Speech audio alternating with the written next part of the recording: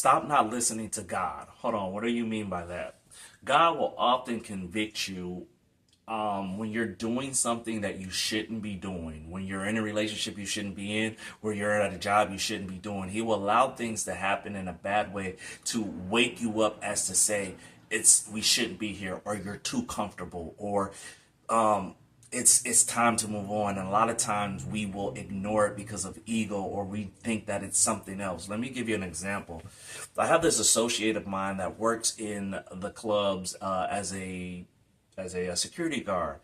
And often he just lives his life in pleasure, smoking weed. He gets one night stands every now and again, and drinking at the end of his shift. And he thinks that he is living a good life.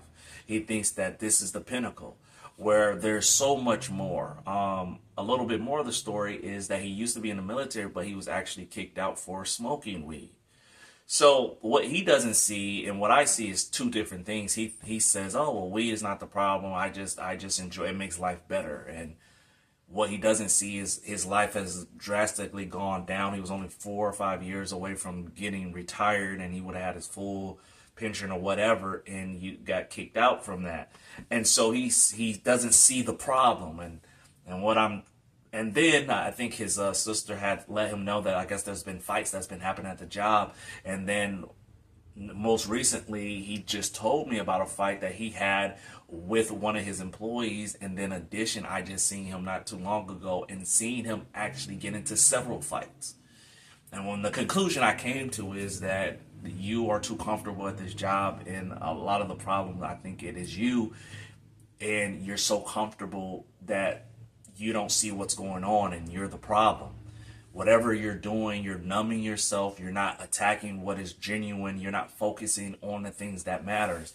You're a 40-something-year-old man, and you're focusing on things that are not giving to you. And so what God is doing is he is allowing these situations to continue to get drastically bigger for you to wake up and you to realize you're the problem. And so a lot of times what we are going through in life, it is for God to wake us up. The way that we are living our life, pursuing pleasure, drugs, and live and revolving our life around these things is not the way that God wants us. And so he will make things bad so we will realize, or he allow things to get bad so we'll realize this is not the way. And the way is, and I know it sounds corny, God. Living your life in a way that pleases God, and God will open up the doors that you've never imagined that he would open.